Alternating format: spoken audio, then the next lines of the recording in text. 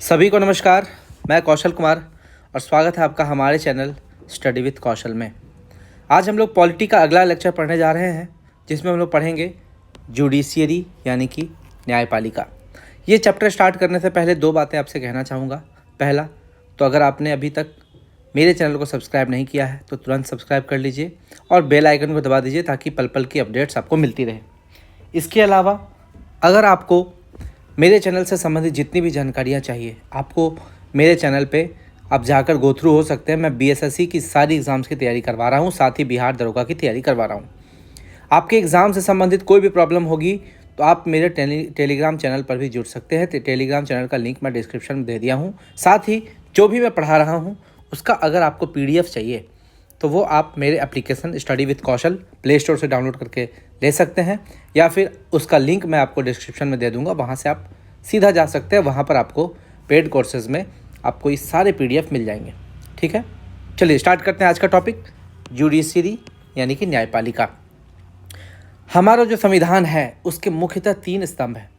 पहला है विधायिका, जो कानून बनाता है। दूसरा है कार्यपालिका, जो बनाए गए विधायिका द्वारा बनाए गए कानून पर आदेश जारी करता है या इसको फॉलो करता है, और राज्य का शासन यही चलाता है। कार्यपालिका ही हमारा राज्य या देश का शासन चलाता है।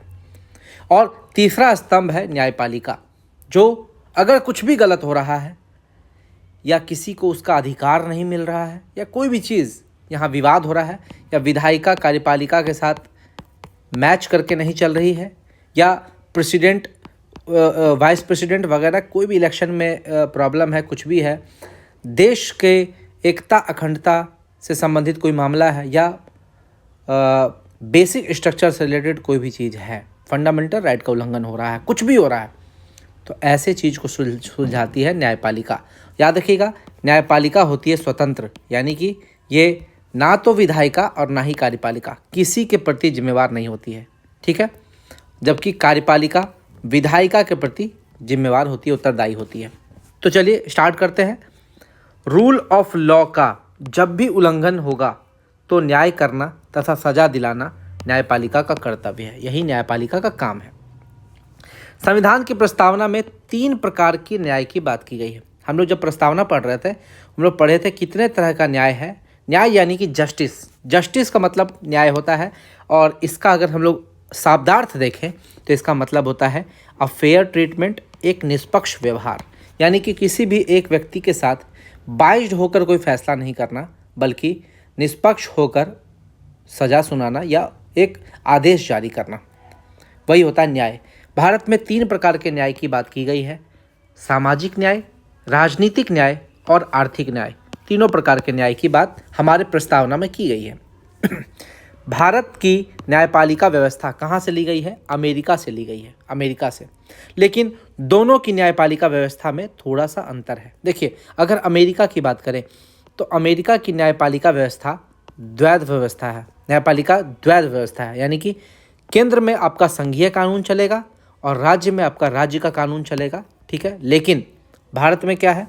भारत की जो न्यायपालिका है वहाँ द्वैध व्यवस्था नहीं है, वहाँ पर एकीकृत व्यवस्था है, इंटीग्रेटेड व्यवस्था है। यानी कि सबसे ऊपर होगा आपका सुप्रीम कोर्ट, उसके नीचे होगा हाई कोर्ट और उसके नीचे होगा सब ऑर्डिनेट कोर्ट यानी कि अधीनस्थ न्यायालय। यानी कि सबसे ऊपर होगा सर्वोच्च न्यायालय या उच्चतम न्यायालय, उसके नीचे होगा उच्च न्यायालय और उसके नीचे होगा अधीनस्थ न्यायालय, यानी कि जैसे जिला कोर्ट, सत्र कोर्ट, छोटा मोटा जो कोर्ट होता है वो सारे कोर्ट आपके सब ऑर्डिनेट कोर्ट में आ जाएंगे। इसके बाद अगर बात करें, ये एकीकृत व्यवस्था जो भारत की है, जैसे आपसे पूछेगा भारत की न्यायपालिका व्यवस्था कहाँ से ली गई है, तो अमेरिका से। लेकिन भारत की न्यायपालिका व्यवस्था एकीकृत है, ये कहाँ से ली गई है? तो इसे गवर्नमेंट ऑफ इंडिया एक्ट 1935 के तहत लिया गया, यानी कि भारत सरकार अधिनियम 1935 से अपनाया गया।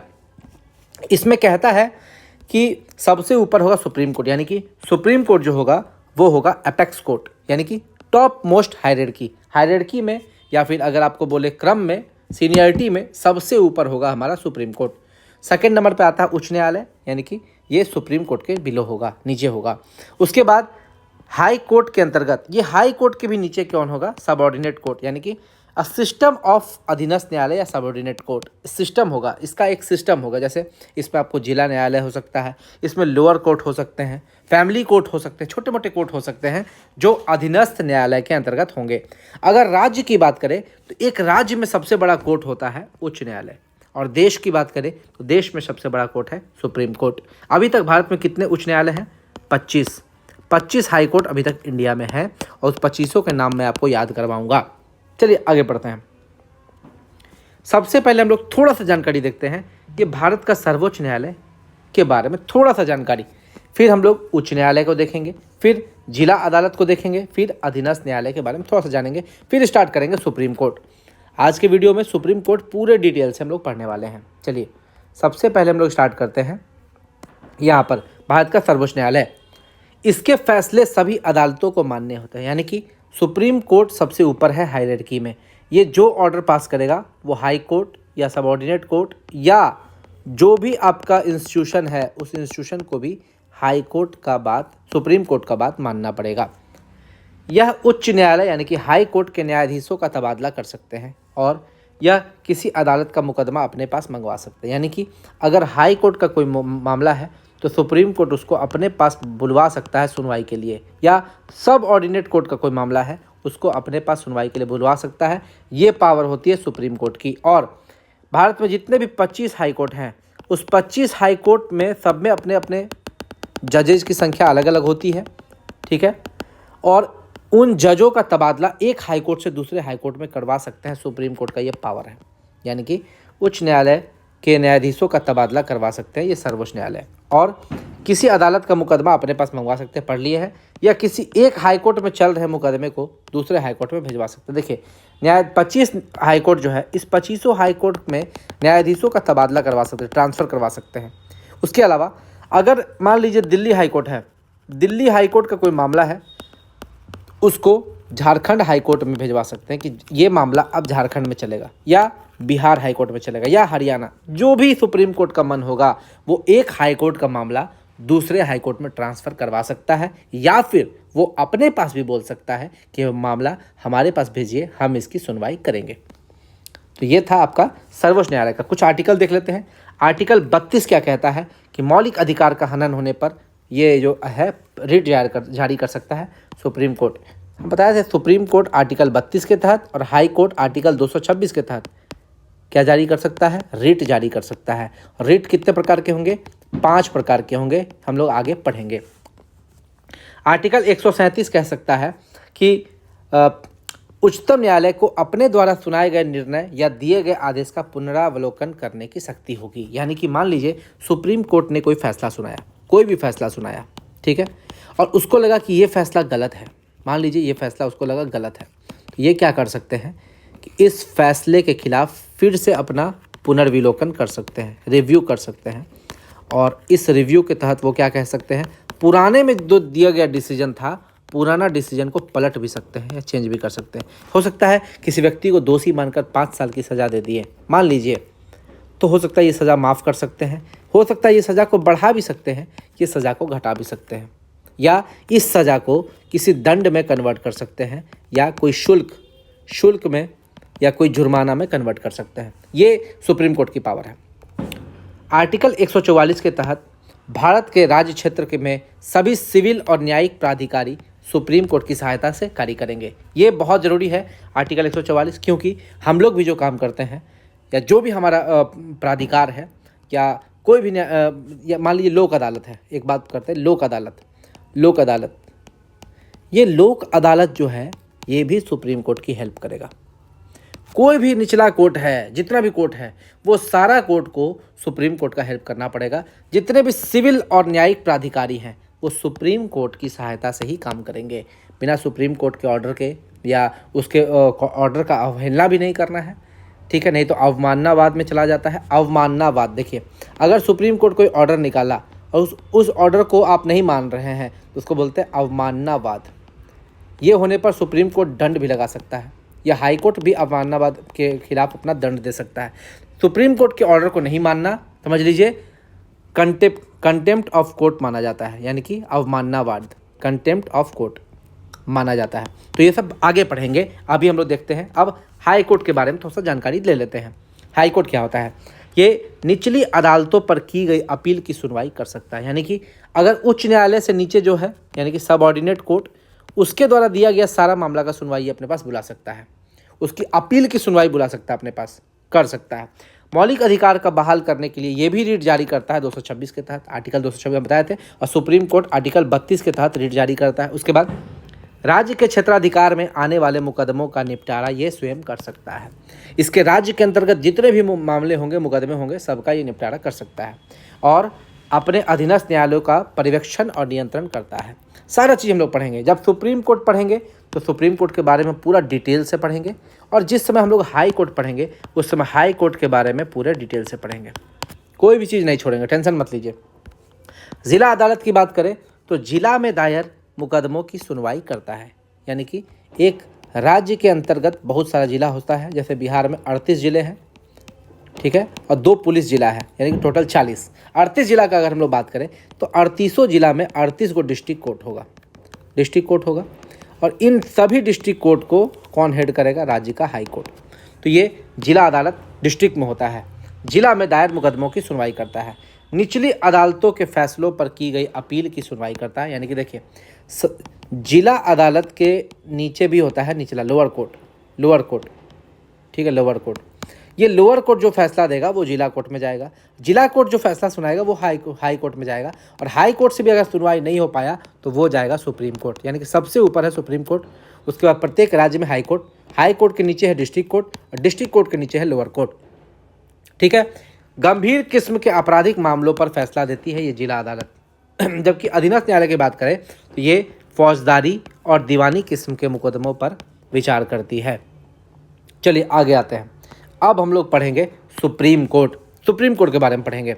सुप्रीम कोर्ट यानी कि सर्वोच्च न्यायालय या उच्चतम न्यायालय, आर्टिकल 124 के तहत इसका गठन होता है। अब याद रखिएगा, देखिए ट्रिक आपको बताते हैं। सुप्रीम कोर्ट और हाई कोर्ट का याद रख लीजिए।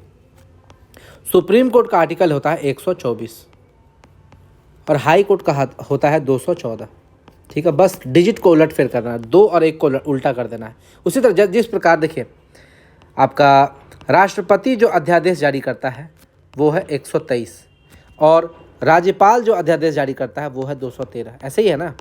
तो बस इतना ही अंतर, उलट फेर कर देना है। तो सुप्रीम कोर्ट का 124 है तो हाई कोर्ट का 214 है, ये आपको याद रखना है। आगे, सबसे पहले 1773 का रेगुलेटिंग एक्ट कौन था? याद कीजिए, वारेन हेस्टिंग्स उस समय गवर्नर जनरल था, और 1773 के रेगुलेटिंग एक्ट के तहत सुप्रीम कोर्ट का गठन 1774 ईस्वी में कलकत्ता में किया गया था। यानी कि एक्ट आया था 1773 में, लेकिन कलकत्ता जो सुप्रीम कोर्ट बना था वो बना था 1774 में। यानी कि भारत का सबसे पुराना अगर कोई हाई कोर्ट है, सबसे पुराना अगर कोई कोर्ट है वो कलकत्ता वाला ही कोर्ट है, और ये इसको सुप्रीम कोर्ट कहा गया था। ये 1774 में इसका गठन हुआ। उसके बाद वर्तमान में सुप्रीम कोर्ट का गठन गवर्नमेंट ऑफ इंडिया एक्ट 1935 के तहत दिल्ली में 28 जनवरी 1950 में किया गया। देखिए, इसका गठन तो देखिए, गवर्नमेंट ऑफ इंडिया एक्ट के तहत भारत में जो सुप्रीम कोर्ट है इसको केंद्रीय कोर्ट बोलते थे, है केंद्रीय न्यायालय, और ये 1 अक्टूबर 1937 को ये स्थापित हुआ था। याद रखिएगा, गवर्नमेंट ऑफ इंडिया एक्ट 1935 के तहत 1 अक्टूबर 1937 में हुआ था, लेकिन अभी तक इसका नाम सुप्रीम कोर्ट नहीं रखा गया था। इसी का उद्घाटन 12 साल के बाद, लगभग 12 वर्ष के बाद, यानी कि 28 जनवरी 1950 को किया गया।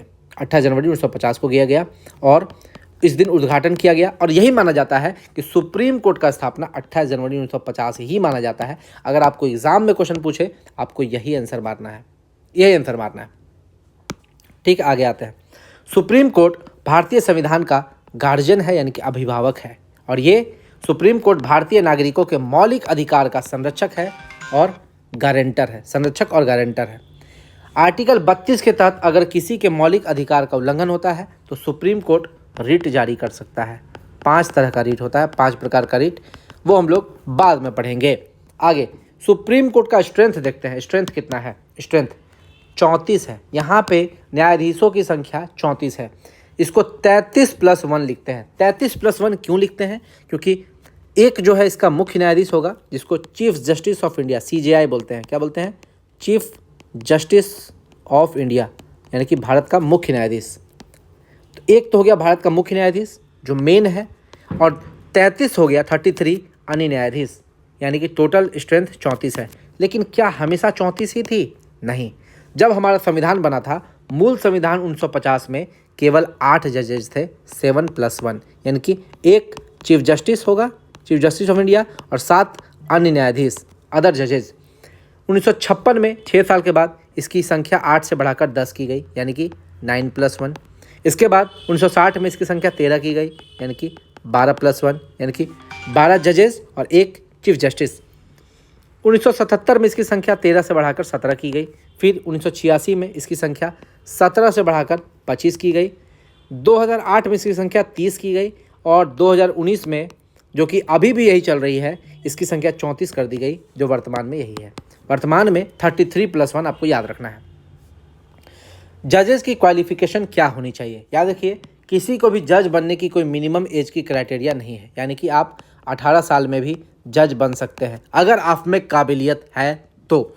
भारतीय संविधान में जज की नियुक्ति हेतु कोई मिनिमम एज की क्राइटेरिया का उल्लेख नहीं है। लेकिन इसके अलावा आपको क्या होना चाहिए? भारत का नागरिक होना चाहिए, हाई कोर्ट में 5 वर्ष तक जज होना चाहिए, यानी कि हाई कोर्ट में आपको 5 वर्ष तक जज बनिएगा, तब आपको सुप्रीम कोर्ट का जज बनने का मौका मिलेगा। तो इसके लिए पहले हाई कोर्ट में जज बनने का क्या क्राइटेरिया, वो भी पढ़ लेंगे हम लोग, है ना। यानी कि कहीं ना कहीं 40-50 साल आपका हो ही जाएगा, ठीक ना। हाई कोर्ट में 10 वर्ष तक आपको एडवोकेट होना चाहिए। अगर मान लीजिए आप हाई कोर्ट में 5 साल तक जज नहीं है, तो कम से कम हाई कोर्ट में 10 वर्ष तक एडवोकेट होना चाहिए। या एक और है तरीका कि राष्ट्रपति की नज़र में आप एक डिस्टिंग्विश्ड जुरिस्ट होनी चाहिए, यानी कि विधिवेत्ता, यानी कि एक न्यायविद होनी चाहिए। आपको नॉलेज होना चाहिए जुडिशियल सर्विस में, न्याय के बारे में आपको अच्छी जानकारी, वकालत के बारे में आपको अच्छी जानकारी होनी चाहिए राष्ट्रपति की नज़र में। तो वो भी हो सकता है, या तो आप हाई कोर्ट में 5 साल जज हो जाइए, या तो हाई कोर्ट में 10 साल तक आप एडवोकेट हो जाइए, या राष्ट्रपति की नज़र में आप एक अच्छे ज्यूरिस्ट हैं, अच्छे विधिवेत्ता हैं, तो भी आप जज बनने के लिए क्वालिफाइड हैं। अब देखिए नियुक्ति कैसे होती है जजों की। जजों की नियुक्ति यानी कि अपॉइंटमेंट ऑफ जजेस की अगर बात करें तो इसका तरीका देख लेते हैं। भारत में न्यायाधीशों की नियुक्ति राष्ट्रपति द्वारा मुख्य न्यायाधीश एवं अन्य न्यायाधीशों के परामर्श द्वारा की जाती है। सबसे पहले समझिए, सबसे पहले राष्ट्रपति किसको चुनेगा? क्या न्यायाधीश को चुने, न्यायाधीश का नियुक्ति करेगा या मुख्य न्यायाधीश की? तो याद रखिए, इसको आप बाद में पढ़िएगा, पहले इसको पढ़ लीजिए। सुप्रीम कोर्ट के मुख्य न्यायाधीश की नियुक्ति यानी कि चीफ जस्टिस ऑफ इंडिया की नियुक्ति सबसे पहले होगी। इसकी नियुक्ति राष्ट्रपति द्वारा की जाएगी, जिसमें वह सुप्रीम कोर्ट और हाई कोर्ट के न्यायाधीशों से परामर्श मांगेगा। यानी कि ये जो 33+1 है, इसमें सबसे पहले 1 का सिलेक्शन होगा। इस एक को चुनेगा, वो इस एक को चुनेगा। यानी कि कैसे चुनेगा? सुप्रीम कोर्ट को जो बचा जज है 33, इसका हेल्प से, और जितने भी हाई कोर्ट है उसके न्यायाधीशों की हेल्प से, ठीक है। यानी कि हाई कोर्ट और सुप्रीम कोर्ट का न्यायाधीशों का हेल्प से, परामर्श से ये मुख्य न्यायाधीश को चुनेगा।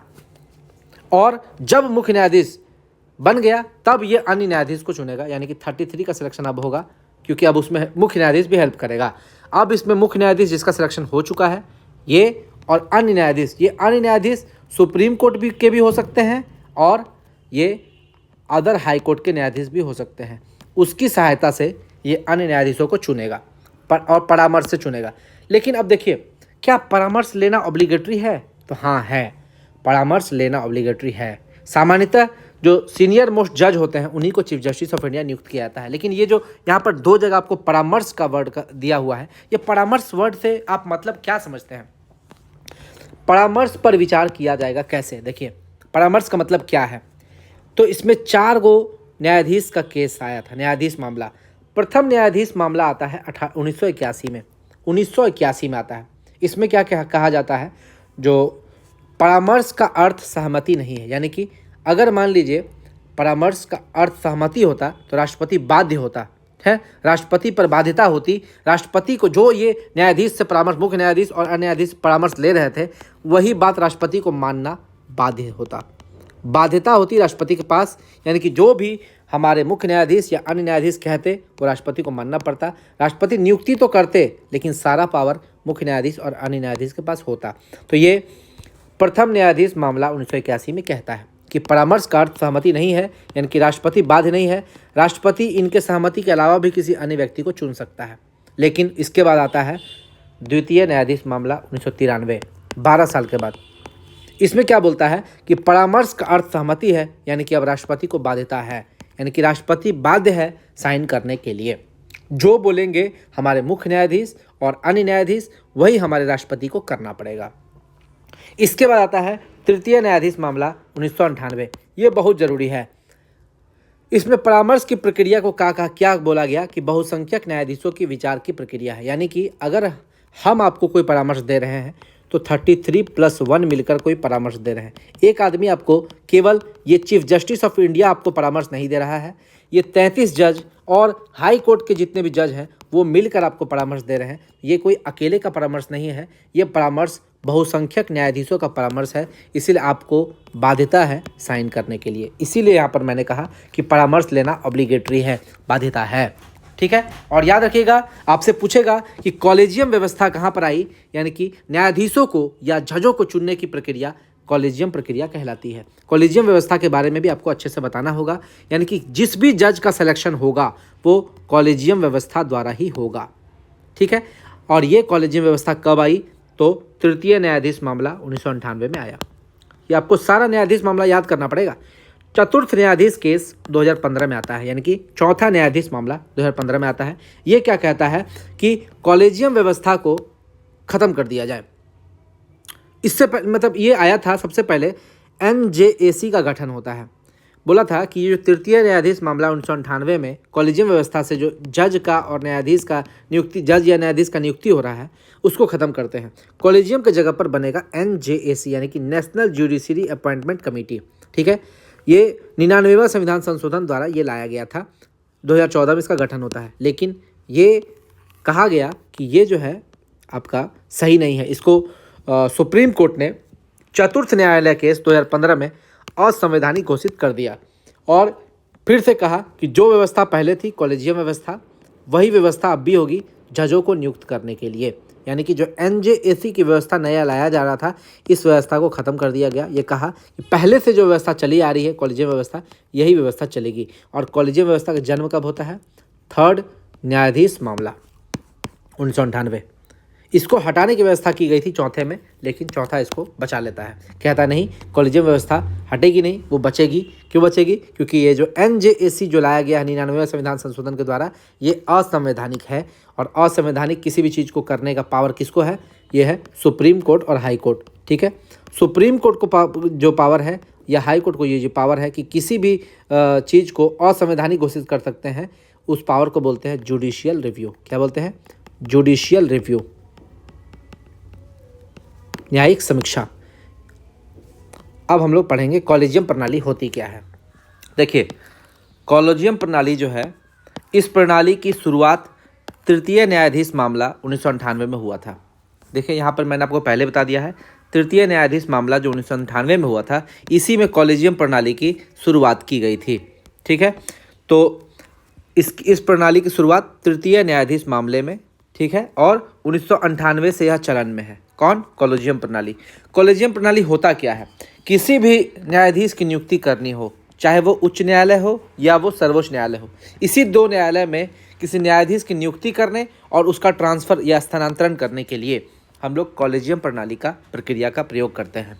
ठीक है, अब देखिए ये तो हम लोग बता दिया है कि इसका उपयोग दोनों में होगा, एक तो उच्च न्यायालय में भी और सर्वोच्च न्यायालय में भी।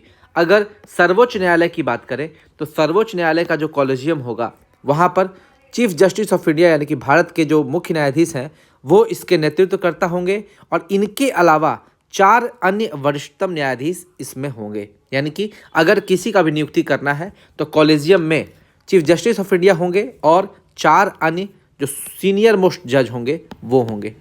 और यही चीज़ अगर हम लोग हाई कोर्ट की बात करें तो हाई कोर्ट में भी जो कॉलेजियम है उसमें हाई कोर्ट का जो चीफ जस्टिस है, मुख्य न्यायाधीश, वो होगा इसका नेतृत्वकर्ता, हेड होगा, और 4 अन्य वरिष्ठतम न्यायाधीश उस हाई कोर्ट के, अगर झारखंड हाई कोर्ट का बात करेंगे तो झारखंड के 4 वरिष्ठतम न्यायाधीश होंगे, वो झारखंड के कॉलेजियम में होंगे। तो ये कॉलेजियम सर्वोच्च न्यायालय और उच्च न्यायालय से संबंधित था। आप समझिए, क्या संविधान में कॉलेजियम का कोई उल्लेख है या कोई संशोधन के द्वारा इसको जोड़ा गया? नहीं, भारत के मूल संविधान या संशोधन में कॉलेजियम का कोई उल्लेख नहीं है। संविधान में कॉलेजियम का उल्लेख है ही नहीं। ये आया कहाँ से, इसकी जन्म कहाँ से हुई? इसका जन्म हुआ तृतीय न्यायाधीश मामला 1998 में। बस यही पे याद रखना है, कोई संशोधन के द्वारा नहीं आया है, तृतीय न्यायाधीश मामला में ये आया है। आगे बात करें, उच्च न्यायालय कॉलेजियम द्वारा नियुक्ति के लिए अनुशंसित नाम। जैसे उच्च न्यायालय कॉलेजियम है, ये जिसका भी नाम अनुशंसित करेगा, अनुशंसित नाम चीफ जस्टिस ऑफ इंडिया और सर्वोच्च न्यायालय कॉलेजियम अनुमोदन के बाद ही सरकार तक पहुंचती है। यानी कि अगर मान लीजिए ये सर्वोच्च न्यायालय है या उच्च न्यायालय है, ये लोग किसी का नाम अगर अनुशंसा करते हैं न्यायाधीश बनने के लिए, तो इनके द्वारा अनुशंसा किया गया नाम ही बाद में सरकार तक पहुंचता है। ठीक है, चीफ जस्टिस ऑफ इंडिया के पास पहुंचेगा और सर्वोच्च न्यायालय कॉलेजियम अनुमोदन के बाद ही सरकार तक पहुंचता है। यानी कि एक तो सबसे पहले उच्च न्यायालय कॉलेजियम कोई अनुशंसा करेंगे, वो चीफ जस्टिस ऑफ इंडिया के पास जाएगा और हमारा सर्वोच्च न्यायालय के कॉलेजियम के पास जाएगा, उसके बाद ये सरकार के पास पहुंचेगा। उच्च न्यायालय के न्यायाधीशों की नियुक्ति केवल कॉलेजियम प्रणाली के माध्यम से ही होती है और कॉलेजियम द्वारा नाम तय किए जाने के बाद ही सरकार की भूमिका होती है। यानी कि सरकार की भूमिका कॉलेजियम के बाद ही होती है, कॉलेजियम के निर्णय के बाद ही होती है। इसी चीज़ से सरकार सोचती थी कि जज बनाने में, न्यायाधीश की नियुक्ति करने में वे अपनी भूमिका निभाएं। इसीलिए सरकार ने सोचा कि कॉलेजियम प्रणाली एक छोटी प्रणाली है। ठीक है, इसमें केवल 4 वरिष्ठतम न्यायाधीश और 1 चीफ जस्टिस ऑफ इंडिया के निर्णय के बाद ही न्यायाधीश की नियुक्ति कर ली जाएगी। इसीलिए इन्होंने NJAC का गठन किया था 99वां संविधान संशोधन के द्वारा, नेशनल जुडिशरी अपॉइंटमेंट कमेटी। लेकिन NJAC का गठन को सर्वोच्च न्यायालय ने असंवैधानिक घोषित कर दिया। जुडिशियल रिव्यू के तहत न्यायिक समीक्षा करते हुए उसे असंवैधानिक घोषित कर दिया, कहा कि ये असंवैधानिक है और उसे हटा दिया। 2015 में उसे हटा दिया। किस में हटाया? चतुर्थ न्यायाधीश केस में, मामला में, चौथा न्यायाधीश मामला में 2015 में इसे NJAC को हटा दिया और कॉलेजियम प्रणाली को कहा इसी से सर्वोच्च न्यायालय और उच्च न्यायालय के न्यायाधीशों की नियुक्ति और ट्रांसफर होगा, इसके अलावा कोई दूसरा मेथड नहीं लाया जाएगा। कार्यकाल की बात करें तो कार्यकाल देखिए, इसमें 3 चीज़ आपको पढ़ना है। चाहे तो वो 65 वर्ष की उम्र तक इस पद पर रहेंगे। ठीक है, 65 वर्ष की अगर उम्र हो जाएगी तो वो अपने आप सेवानिवृत्त हो जाएंगे। ये कार्यकाल इनका 65 वर्ष मैक्सिमम है।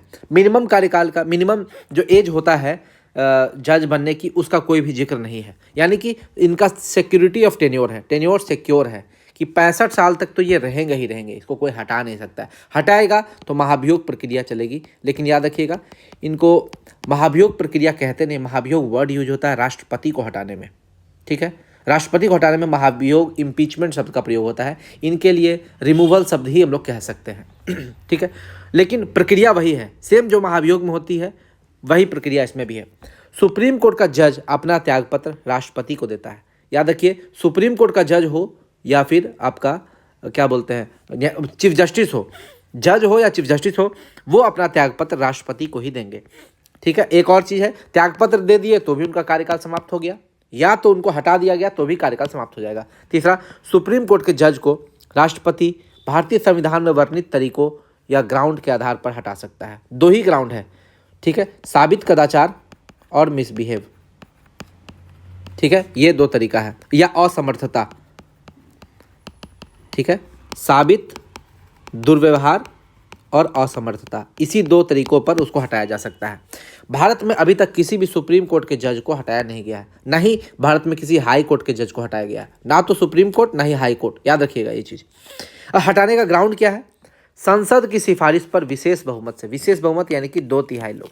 ठीक है, इसको हटाने की प्रक्रिया यहाँ देखिए, रिमूवल की प्रक्रिया। ठीक है, इम्पीचमेंट नहीं बोलते हैं लेकिन इम्पीचमेंट की तरह ही होता है। ठीक है, इसको हम लोग देखेंगे, अभी पहले यहाँ पढ़ लेते हैं। सैलरी की बात करें तो सैलरी संसद द्वारा समय समय पर निर्धारित किया जाता है। सैलरी बढ़ाया भी जा सकता है, घटाया भी जा सकता है। शपथ ये लोग किसकी शपथ लेते हैं? चाहे वो हाई कोर्ट का न्यायाधीश हो या सुप्रीम कोर्ट का न्यायाधीश हो, वो लोग ओथ ऑफ ऑफिस लेते हैं, यानी कि अपने कार्यालय की शपथ लेते हैं। ठीक है, ओथ ऑफ ऑफिस। ठीक है, जहाँ पर वो काम करते हैं वहाँ की शपथ लेते हैं। सुप्रीम कोर्ट के न्यायाधीश तथा मुख्य न्यायाधीश को राष्ट्रपति द्वारा शपथ दिलाया जाता है। राष्ट्रपति अगर अनुपस्थित है तो बहुत लोग मार देंगे उपराष्ट्रपति, नहीं, राष्ट्रपति द्वारा नियुक्त कोई अन्य व्यक्ति इन्हें शपथ दिलाता है, ये भी याद रखना है। उपराष्ट्रपति नहीं शपथ दिलाएगा, राष्ट्रपति जिनको चुनेंगे वो शपथ दिलाएगा। यहाँ पर क्वेश्चन पूछ देगा तो आप लोग फंस जाइएगा। आगे बात करते हैं, रिमूवल की प्रक्रिया देख लेते हैं। इम्पीचमेंट हम लोग इम्पीचमेंट की तरह है लेकिन इम्पीचमेंट कहते नहीं है। संसद के रिकमेंडेशन के द्वारा, राष्ट्रपति के द्वारा संसद रिकमेंड करेगा और राष्ट्रपति इसको हटाएगा। ठीक है, ग्राउंड क्या है हटाने का? 2 ही ग्राउंड है, एक तो प्रूव्ड मिसबिहेवियर, साबित दुर्व्यवहार, ठीक है, साबित दुर्व्यवहार, और दूसरा है इनकैपेसिटी, असमर्थता। ठीक है, ये असमर्थ है काम करने में। तो यही 2 तरीका है जिसके ग्राउंड पर हम लोग हटा सकते हैं सुप्रीम कोर्ट के न्यायाधीश या हाई कोर्ट के न्यायाधीश को। इसमें करना क्या पड़ेगा? दोनों सदनों यानी कि लोकसभा और राज्यसभा में से किसी भी एक सदन में इनिशिएट किया जा सकता है, स्टार्ट किया जा सकता है। या तो लोकसभा में स्टार्ट किया जाएगा या तो राज्यसभा में स्टार्ट किया जाएगा। अगर लोकसभा में स्टार्ट किया गया है तो यदि मोशन लोकसभा में स्टार्ट होता है तो लोकसभा से हमको कम से कम 100 मेंबर चाहिए। 100 लोकसभा के सदस्य साइन करके देंगे स्पीकर को कि हम उस न्यायाधीश को हटाना चाहते हैं। ठीक है, यानी कि लोकसभा से अगर स्टार्ट होगा तो 100 आदमी मिनिमम साइन करके देंगे। और यही चीज़ अगर राज्यसभा से स्टार्ट होगा तो राज्यसभा में मिनिमम 50 लोग साइन करके देंगे। ठीक है, किसको देंगे? लोकसभा के मेंबर स्पीकर को देंगे और राज्यसभा के मेंबर चेयरमैन को देंगे, सभापति को देंगे। और सभापति कौन होते हैं? हमारे उपराष्ट्रपति होते हैं। चलिए आगे बढ़ते हैं। अगर मोशन लोकसभा में स्टार्ट हुआ तो इसके बाद क्या होगा? यदि लोकसभा विशेष बहुमत यानी कि 2/3 द्वारा पारित कर दे कि हाँ न्यायाधीश को हटाना है तो फिर इसे राज्यसभा भेजा जाएगा। यदि राज्यसभा भी इसे स्पेशल मेजोरिटी से 2/3 से पास कर दे तो इसे राष्ट्रपति के पास भेजा जाएगा और लास्ट में राष्ट्रपति उसको हटाने के लिए एक ऑर्डर पास कर देंगे। फिर वही चीज़ समझिए, अगर ये राज्यसभा में पारित हुआ 50 मिनिमम आदमी साइन करके देंगे, फिर वो राज्यसभा उसको 2/3 से पास करेगा, फिर लोकसभा के पास जाएगा, लोकसभा भी इसको 2/3 से पास करेगा, फिर वो राष्ट्रपति के पास जाएगा और राष्ट्रपति ऑर्डर पास करेंगे लास्ट में। यानी कि इसको हटाने का प्रक्रिया अगर सिंपल वे में समझा जाए तो क्या देखिए, अगर लोकसभा में है तो 100 आदमी साइन करके देगा और लोकसभा से 2/3 बहुमत से इसको पास करना पड़ेगा। हाँ, 14 दिन पहले नोटिस देना पड़ता है, 14 दिन पहले नोटिस देना पड़ता है।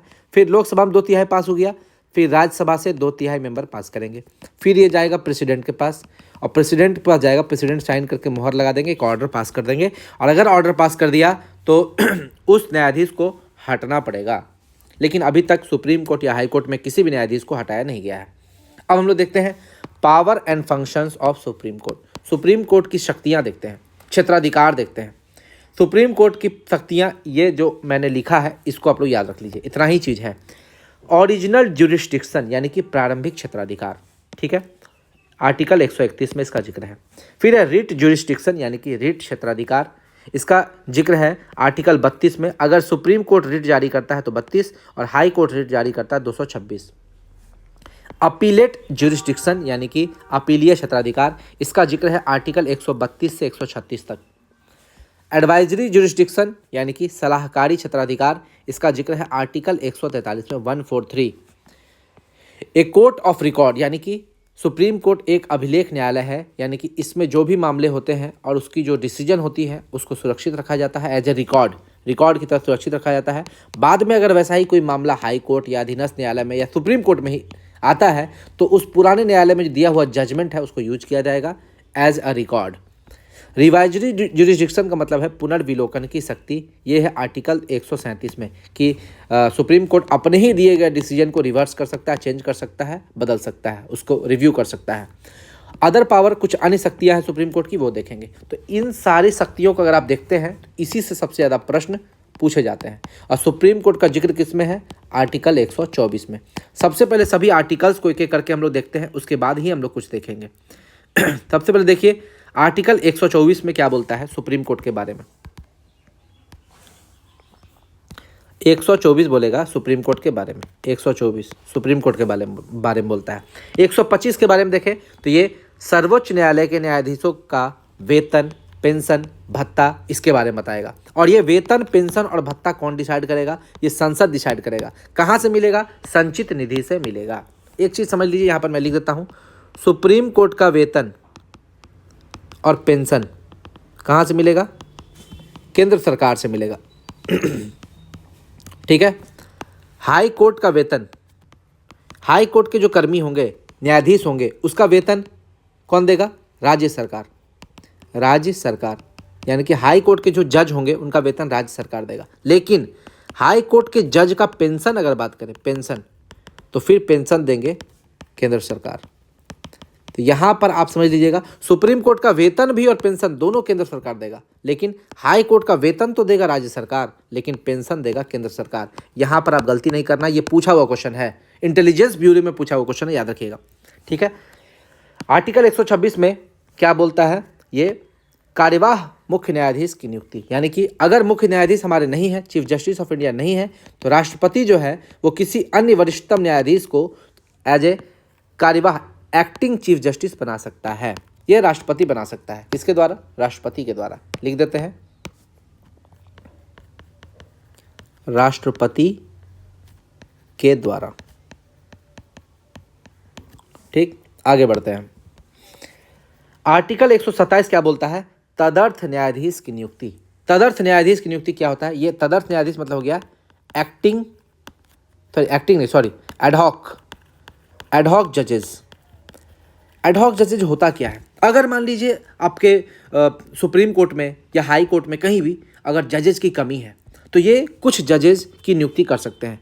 सुप्रीम कोर्ट को अगर जज लेना होगा तो वो हाई कोर्ट से लेगा, और हाई कोर्ट को अगर जज लेना होगा तो वो कहाँ से लेगा, अपने अधीनस्थ न्यायालय से लेगा। तो यहाँ सुप्रीम कोर्ट की बात कर रहे हैं 127 में, तो ये क्या करेगा, चीफ जस्टिस ऑफ इंडिया और राष्ट्रपति मिलकर क्या करेंगे, हाई कोर्ट के किसी भी न्यायाधीश को एज ए एडहॉक जज नियुक्त कर सकते हैं। ठीक है, और संबंधित हाई कोर्ट के न्यायाधीश से परामर्श ले सकते हैं, यानी कि जो हाई कोर्ट, जिस हाई कोर्ट से वो न्यायाधीश को उठा रहे हैं, उस हाई कोर्ट के मुख्य न्यायाधीश से परामर्श लेंगे कि आप बताइए कौन सा जज बेस्ट है, तो वो बताएगा सर ये जज बहुत अच्छा है, इसको ले सकते हैं, तो वो एडहॉक जज नियुक्त करेगा और वो सुप्रीम कोर्ट का तदर्थ न्यायाधीश के रूप में कार्य करेगा, ये याद रखना है। आर्टिकल 128 क्या बोलता है, सुप्रीम कोर्ट की बैठकों में सेवानिवृत्त जजों की उपस्थिति। अगर सुप्रीम कोर्ट चाहे तो जो भी रिटायर्ड जज हैं उनको अपनी बैठक में उपस्थित होने का और उनसे सुझाव मांगने का, राय मांगने का वो परामर्श वो कर सकते हैं, वो आदेश दे सकते हैं। जो सेवानिवृत्त जज हैं वो चाहे तो इस बैठक में आ भी सकते हैं, नहीं भी आ सकते, वो उनकी मर्जी है। लेकिन ये आर्टिकल 128 सुप्रीम कोर्ट का ये पावर है, वो कह सकते हैं रिटायर्ड जज को किसी मामले पर परामर्श देने के लिए। आर्टिकल 129 क्या बोलता है कि सुप्रीम कोर्ट एक अभिलेख न्यायालय है, यानी कि सुप्रीम कोर्ट के जो भी जजमेंट होते हैं वो वहाँ पर एज ए रिकॉर्ड रखे जाते हैं। बाद में कोई वैसा ही केस आता है, उन जजमेंट को उठाकर फैसला दिया जा सकता है। आर्टिकल 130 कहता है सर्वोच्च न्यायालय की सीट के बारे में। आर्टिकल 131 का बात करें तो ये प्रारंभिक और मूल क्षेत्राधिकार के बारे में बोलता है। देखिए, प्रारंभिक क्षेत्राधिकार का बात करें आर्टिकल 131, तो ये कहता है कोई भी विवाद होगा, तो वो विवाद सुलझाने का काम सुप्रीम कोर्ट करेगा। चाहे वो विवाद हो सकता है केंद्र और राज्य के बीच में हो, या दो राज्य के बीच में हो। याद रखिएगा, दो राज्य के बीच में कोई भी विवाद होगा तो वो हाई कोर्ट नहीं सुलझाएगा, वो सुप्रीम कोर्ट सुलझाएगा। या ऐसा हो सकता है केंद्र के साथ कोई एक राज्य हो या बहुत सारे राज्य हो और बहुत सारे राज्य अलग हो, तो उस केस में भी ये सुलझाएगा सुप्रीम कोर्ट। आर्टिकल 132 क्या बोलता है, कुछ मामलों में हाई कोर्ट से अपील में सुप्रीम कोर्ट का अपीलीय क्षेत्राधिकार। 133 बोलता है सिविल मामले में हाई कोर्ट से अपील में सुप्रीम कोर्ट का अपीलीय क्षेत्राधिकार, यानी कि हाई कोर्ट में कोई फैसला दिया गया है और व्यक्ति जा रहा है सुप्रीम कोर्ट, तो उसको अपीलीय क्षेत्राधिकार बोलते हैं। और यहाँ पर सिविल मामलों में जो क्षेत्राधिकार है अपील का, वो 133 में है। वही अगर आपराधिक मामलों में अपील का क्षेत्राधिकार का बात करेंगे तो वो 134 हो जाएगा। और सुप्रीम कोर्ट द्वारा अपील की विशेष अनुमति आर्टिकल 136 में कहता है, यानी कि ये हाई कोर्ट में कोई फैसला नहीं है, डायरेक्ट अपील के लिए अपने पास बुला सकता है, इसको बोलते हैं विशेष अनुमति देना, और ये आर्टिकल 136 में कहता है। 137 क्या बोलता है, सुप्रीम कोर्ट द्वारा निर्णयों या आदेशों की समीक्षा करना, इसी को पुनर्विलोकन भी कहते हैं। यानी कि सुप्रीम कोर्ट ने पहले कोई फैसला सुना दिया है, कोई डिसीजन दे दिया है, उस डिसीजन को फिर से वो रिव्यू करेंगे, यानी कि वो फिर से उस डिसीजन पर फैसला लेंगे। हो सकता है कि पहले जो डिसीजन दिया हो उसमें सुप्रीम कोर्ट को लगे कि न्याय नहीं हुआ है, तो फिर से न्याय देने के लिए अपना पुराना केस को फिर से खोल सकते हैं और फिर से डिसीजन को चेंज कर सकते हैं, या सज़ा बढ़ा सकते हैं, सज़ा कम कर सकते हैं, वो सुप्रीम कोर्ट पे डिपेंड करता है। ये आर्टिकल 137 बोलता है पुनर्विलोकन की शक्ति, पुराने आदेश की समीक्षा करना। 138 बोलता है सुप्रीम कोर्ट के क्षेत्राधिकार का विस्तार भी कर सकता है अपना क्षेत्राधिकार का। 139 बोलता है सुप्रीम कोर्ट की रिट जारी करने की शक्तियाँ प्रदान करना। सुप्रीम कोर्ट को जो भी रिट जारी करने का शक्ति प्रदान करता है वो आर्टिकल 139 के तहत मिलता है, लेकिन सुप्रीम कोर्ट जो रिट जारी करेगा आर्टिकल 32 के तहत जारी करेगा। आप लोग को कमेंट करके बताना है 32 और 139 में क्या अंतर है।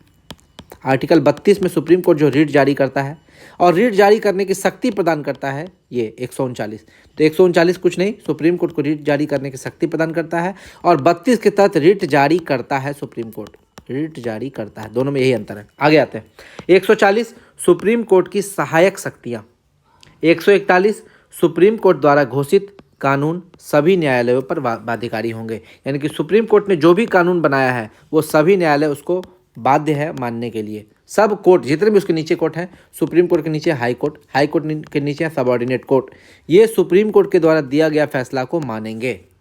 142 क्या है? विवेकाधीन शक्ति। ये याद रखना आपको, 142 विवेकाधीन शक्ति, यानी कि सुप्रीम कोर्ट अपने क्षेत्राधिकार का प्रयोग करते हुए ऐसी डिक्री या आदेश पारित कर सकता है जो उसके समक्ष लंबित किसी भी मामले में पूर्ण न्याय करने के लिए आवश्यक हो। कोई भी ऐसा आदेश पारित कर सकता है जिसमें सुप्रीम कोर्ट को लगे कि न्याय देने के लिए यह आदेश पारित करना जरूरी है, वो पारित कर सकता है। 143 है सलाहकारी क्षेत्राधिकार, यानी कि ये राष्ट्रपति अगर किसी मामले में चाहे तो सुप्रीम कोर्ट से ये मांग सकते हैं कि उन्हें किसी मामले में परामर्श चाहिए, और वो परामर्श सुप्रीम कोर्ट अगर देता है तो आर्टिकल 143 के तहत देता है। अब सुप्रीम कोर्ट परामर्श देता है किसको? राष्ट्रपति को, लेकिन सुप्रीम कोर्ट परामर्श देने के लिए बाध्य नहीं है, और अगर सुप्रीम कोर्ट परामर्श देता है तो राष्ट्रपति ये परामर्श मानने के लिए भी बाध्य नहीं है, ना तो ये देने के लिए बाध्य है ना ये मानने के लिए बाध्य है। 144 क्या बोलता है?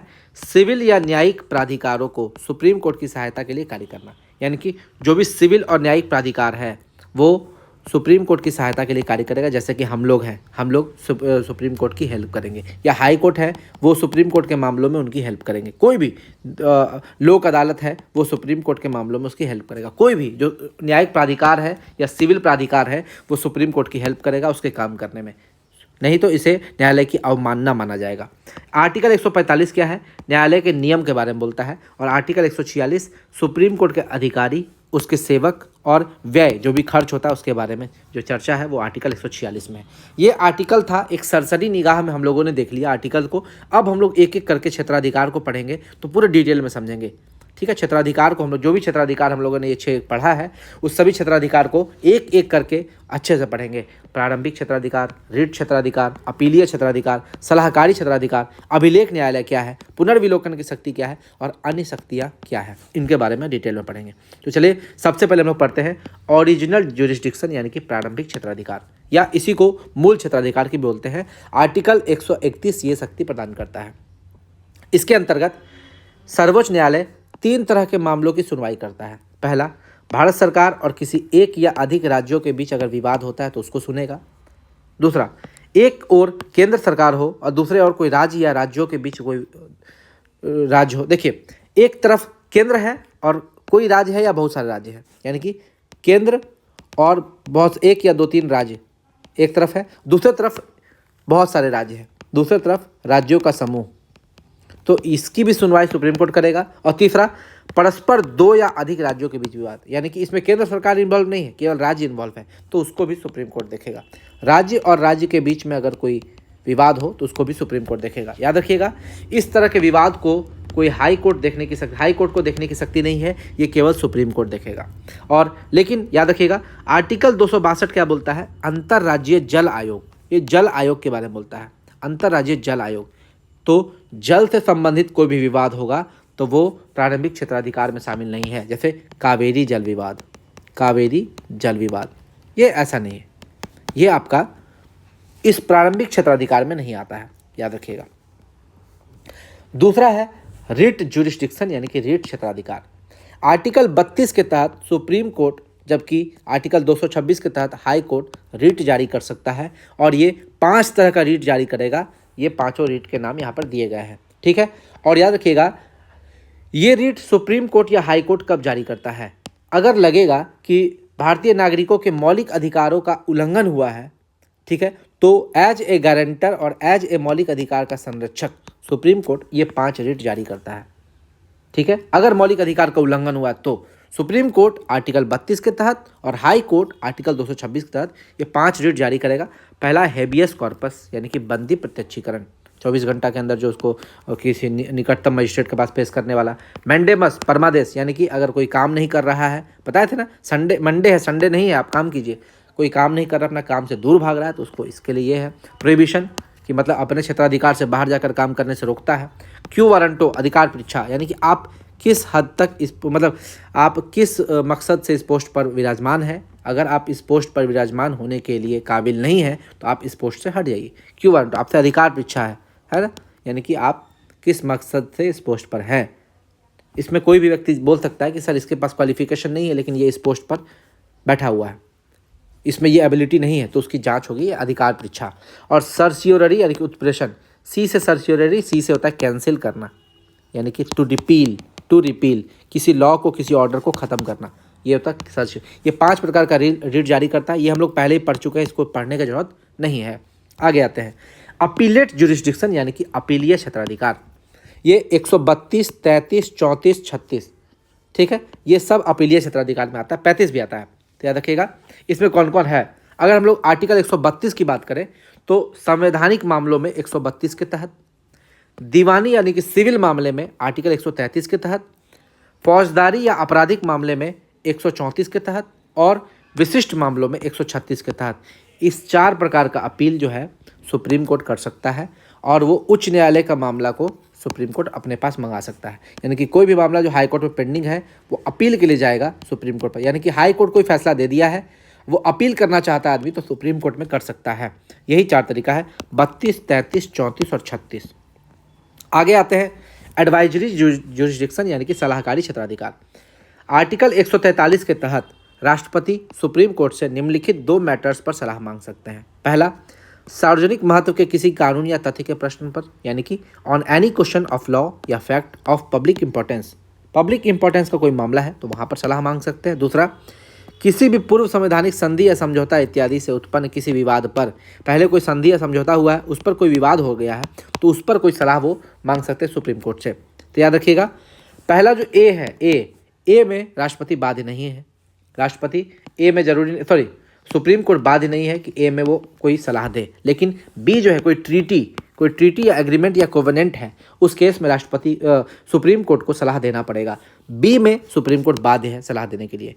लेकिन अगर मान लीजिए सुप्रीम कोर्ट इस दोनों में कोई सलाह देता है, मान लीजिए कोई सलाह दिया, तो क्या राष्ट्रपति वो बाध्य है सलाह मांगने के लिए? नहीं, राष्ट्रपति इस सलाह को मानने के लिए बाध्य नहीं है, ये भी आपको याद रखना है। तो इसको कैसे याद रख सकते हैं? सुप्रीम कोर्ट से राष्ट्रपति किसी मैटर पर सलाह मांगता है तो सलाह वो दे सकता है अगर वो सार्वजनिक महत्व का कोई चीज़ है, ठीक है, सार्वजनिक महत्व का कोई कानून या तथ्य है तो सलाह सुप्रीम कोर्ट चाहे तो नहीं भी दे सकता है। लेकिन अगर वो कोई संधि समझौता का मामला है तो उसको सलाह देना पड़ेगा, और ये सलाह अगर वो देता है सुप्रीम कोर्ट तो राष्ट्रपति जरूरी नहीं कि वो सलाह मान ले, वो सलाह नहीं भी मान सकता है, सलाह मानने के लिए राष्ट्रपति बाध्य नहीं है। आगे आते हैं कोर्ट ऑफ रिकॉर्ड यानी कि अभिलेख न्यायालय।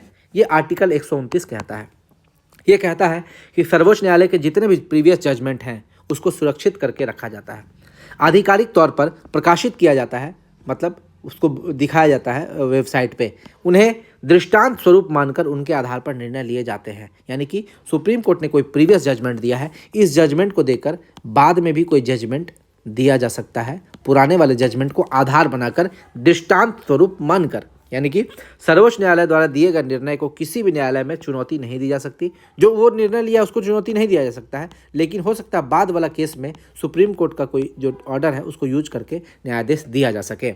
सर्वोच्च न्यायालय की अपनी मानहानि, मान लीजिए सर्वोच्च न्यायालय को कोई मानहानि होता है, उसका बात कोई नहीं मानता है तो इसको अवमाननावाद बोलते हैं, और अवमाननावाद के लिए दंडित करने का प्रावधान है, याद रखिए। तो इसको कैसे दंडित करेगा वो हम आपको दिखा देते हैं। अवमाननावाद के लिए दंडित कैसे होगा वो मैं आपको यहाँ दिखा देता हूँ, रुकिए, कहाँ गया, हाँ, न्यायालय की अवमानना सिविल या आपराधिक मामले में। तो देखिए, सिविल अवमानना का अर्थ है किसी भी निर्णय की जानबूझकर अवज्ञा करना। माने कि मान लीजिए कि सुप्रीम कोर्ट ने या हाई कोर्ट के लिए भी होता है ये चीज़, हाई कोर्ट अगर मान लीजिए सुप्रीम कोर्ट ने कोई ऑर्डर पेश किया है, उस ऑर्डर को आपने नहीं माना तो सुप्रीम कोर्ट के लिए या हाई कोर्ट के लिए वो मानहानि होती है, अवमानना होती है, ठीक है। आपराधिक अवमानना और सिविल अवमानना 2 तरह का है। सिविल अवमानना उसको बोलते हैं कि किसी भी निर्णय को जानबूझकर अवज्ञा करना, नहीं मानना। और आपराधिक अवमानना क्या होता है कि कोई भी ऐसा कार्य करना जो न्यायालय के अधिकार को कम करता है या न्यायिक कार्रवाई में हस्तक्षेप का कारण बनता है। अगर इस दोनों अवमानना में जो है सुप्रीम कोर्ट या हाई कोर्ट या तो कोई सजा दे सकती है या तो वो क्या बोलते हैं जुर्माना लगा सकती है।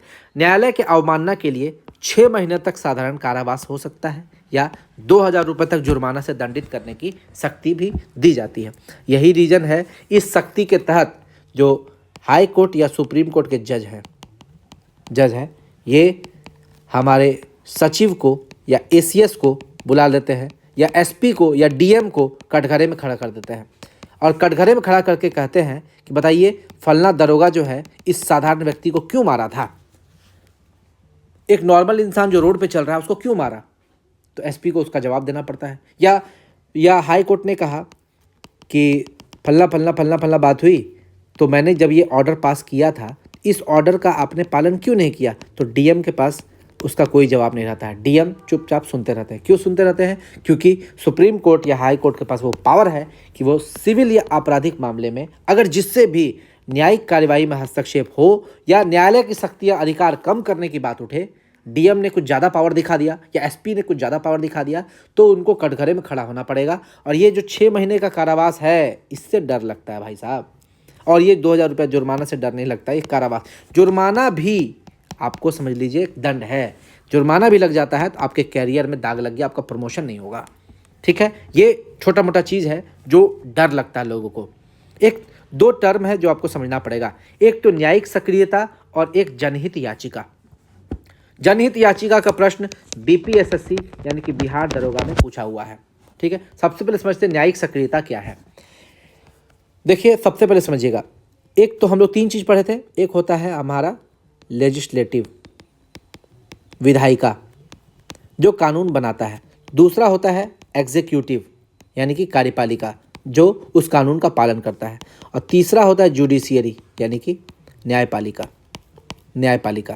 ठीक है, अगर लेजिस्लेटिव कोई कानून बनाता है तो वो कानून का पालन करेगा एग्जीक्यूटिव, और जुडिशियरी का काम है कि अगर मौलिक अधिकार का उल्लंघन हो रहा है या कोई व्यक्ति न्यायालय का बात नहीं मान रहा है या कानून से हटकर, लॉ से हटकर कोई काम करता है तो उसमें एक व्यक्ति जिसको न्याय नहीं मिला उसको न्याय दिलाना, दूसरा व्यक्ति जिसने न्याय छीना है उसको सजा दिलाना, यही काम है न्यायपालिका का। लेकिन कभी कभी न्यायपालिका जो है वो एग्जीक्यूटिव के बीच में हस्तक्षेप करते हैं।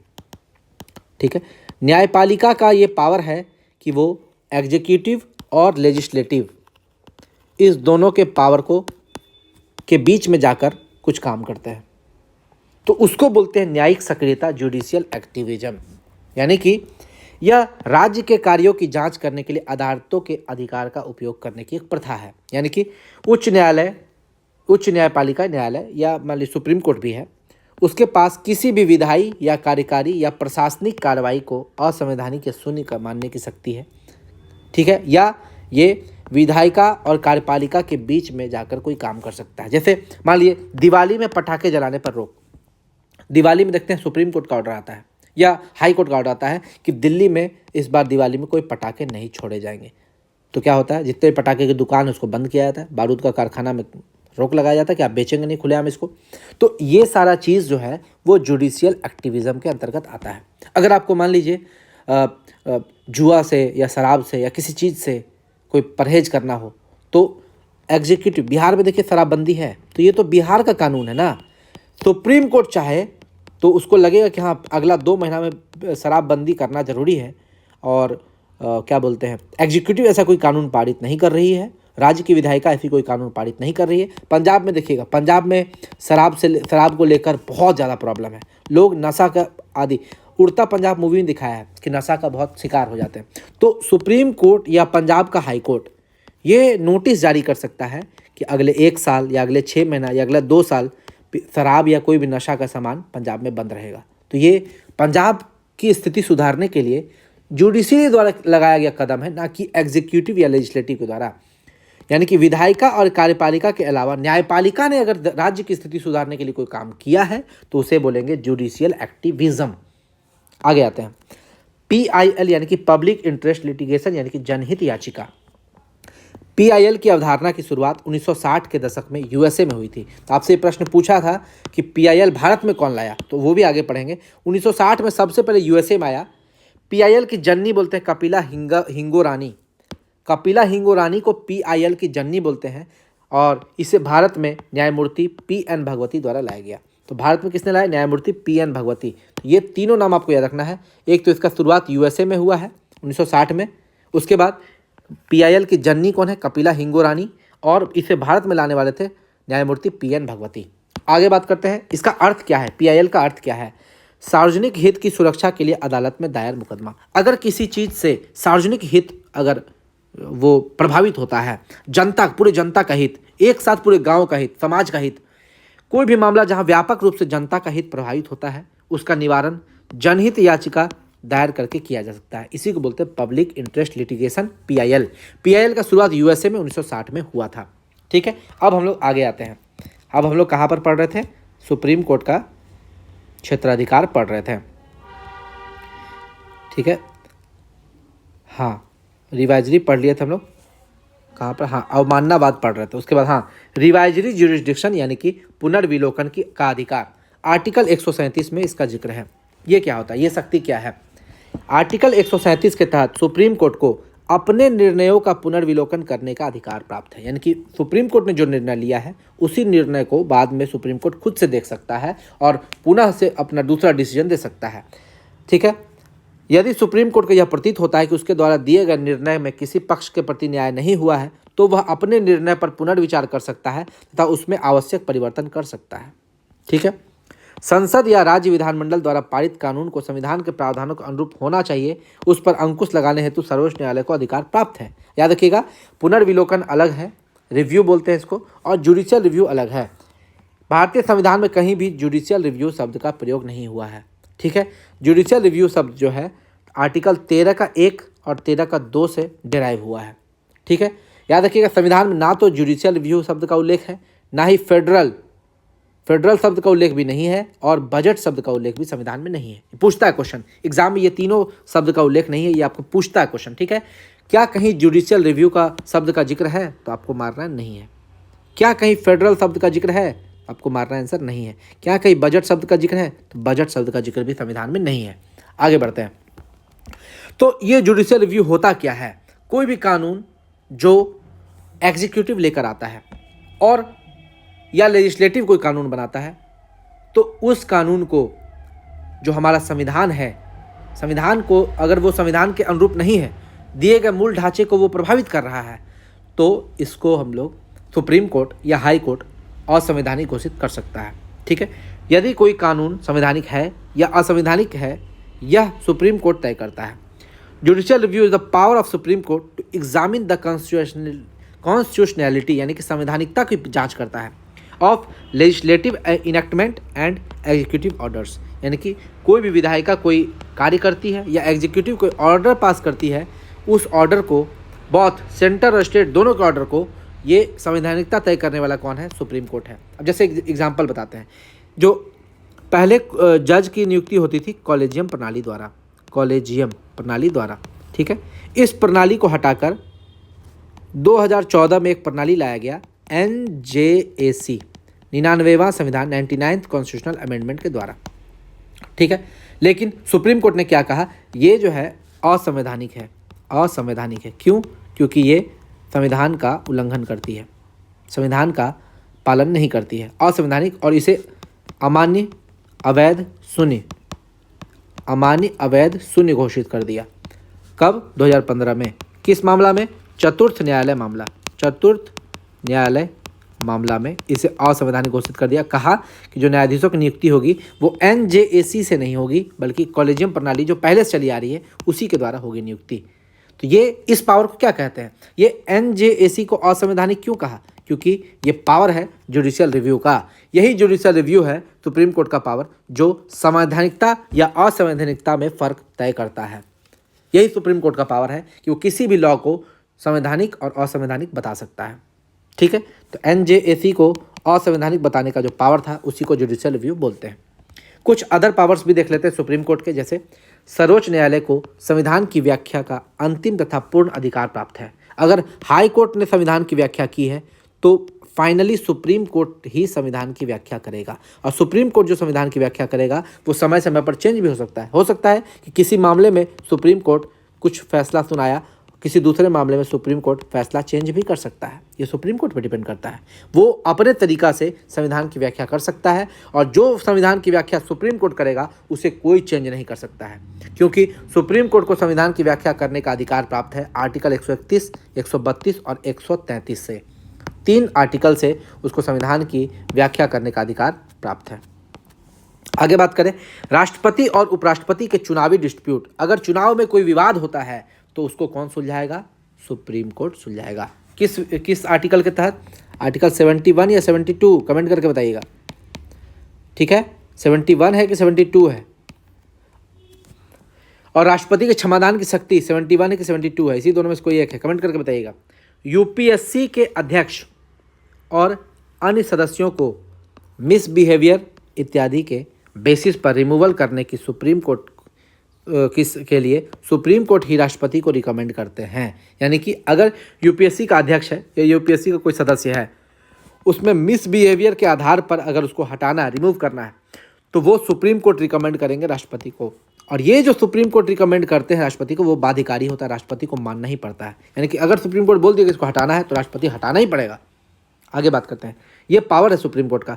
सर्वोच्च न्यायालय को देश के सभी न्यायालयों, पंचायतों आदि की न्यायिक अधीक्षण करने की शक्ति है। ये सुपरविजन कर सकती है, कहीं भी जाकर किसी को भी चेक कर सकती है, कहीं भी जाकर किसी का भी अधीक्षण सुपरविजन करने की शक्ति प्राप्त है सुप्रीम कोर्ट को। किसी भी कोर्ट में जाएगी और उस कोर्ट का सुपरविजन कर सकती है कि वो कोर्ट अच्छे तरीके से अपना काम अपने क्षेत्राधिकार के अंतर्गत रहकर संविधान के रूप को मानकर कर रही है या नहीं। यह उच्च न्यायालयों में लंबित मामलों को मंगवा सकता है एवं उसका निपटारा कर सकता है, तथा एक उच्च न्यायालय से दूसरे न्यायालय में स्थानांतरित कर सकता है। यानी कि अगर एक हाईकोर्ट का कोई मामला है वो दूसरे हाईकोर्ट में दे सकता है, एक हाईकोर्ट का न्यायाधीश है उसका ट्रांसफर दूसरे हाईकोर्ट में कर सकता है। ये बहुत पावर है सुप्रीम कोर्ट को। आगे, सुप्रीम कोर्ट के मुख्य न्यायाधीश यानी कि चीफ जस्टिस ऑफ इंडिया की अनुपस्थिति में राष्ट्रपति किसी अन्य जज को कार्यवाह मुख्य न्यायाधीश नियुक्त कर सकता है। इसको बताइए कौन सा आर्टिकल है? 125 है।